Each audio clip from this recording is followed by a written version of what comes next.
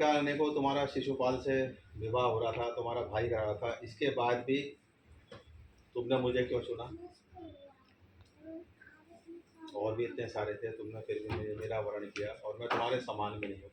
विवाह के लिए संबंध क्या था? समान होना चाहिए। तो भगवान कृष्ण, एक गांव तो था ये गोकुल, और ये नंदगांव, उसके प्रधान थे नंद बाबा। राजा नहीं थे, राजा तो कंस था।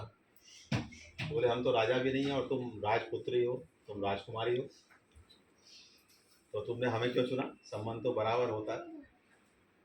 तो रुक्मणी जी ने तुरंत काउंटर किया, बोले ये बताओ नारद जी कौन है? भगवान कुछ करे तो हमसे ही प्रश्न करने लगे। बोले बताओ। बोले वो देवर्षि नारद है। बोले मानव है क्या? मानव तो नहीं है, मानस पुत्र है तो ब्रह्मा जी। और बोले दिव्यदृष्टि है उनके पास? भगवान बोले हाँ है। बोले अगर नारद जी किसी के विषय में प्रशंसा कर रहे हैं कि भगवान कृष्ण ऐसे हैं, भगवान नारायण है, तो मैं उनकी बात मानूं या नहीं मानूं?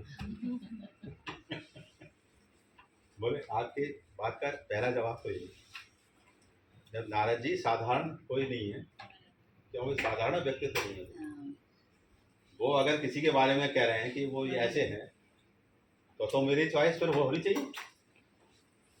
फिर उनसे अच्छा मुझे और कौन पति मिलेगा? समझ गए नहीं? कोई तारीफ करे आके, है ना? जैसे दरबार में भी एक दो संबंध हुए तो हमने कह दिया चलो इससे कर लो, ये अच्छा रहेगा, तो वो तैयार हो जाते हैं, भैया गुरु जी कह रहे हैं, रिकमेंड कर रहे हैं, तो चलो कर। आ गई नहीं बात? तो ऐसे ही जब नारद जी कह रहे हैं तो बोले पहले तो यही बात है। दूसरा उन्होंने प्रश्न किया कि हम राजाओं के भय से समुद्र किनारे आगे बस गए। राजा होते थे ना पूरे, हर जगह लड़ाई होती थी।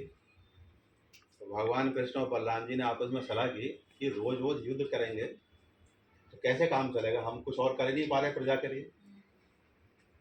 रोज युद्ध 17 बार आक्रमण किया था शिशुपाल, और जरासंध ये सब पीछे लगे हुए। तो बोले चलो कहीं और बनाते हैं, और वैसे भी हम राजा नहीं है, राजा तो यहाँ कंस है। तब द्वारका बसाई थी, वो भी उनके पूर्वजों की जगह थी। ऐसे नहीं है कि कब्जा करा उन्होंने, भूमाफिया भी नहीं थे। उनके पूर्वजों की कभी किसी टाइम में वो जगह थी द्वारका।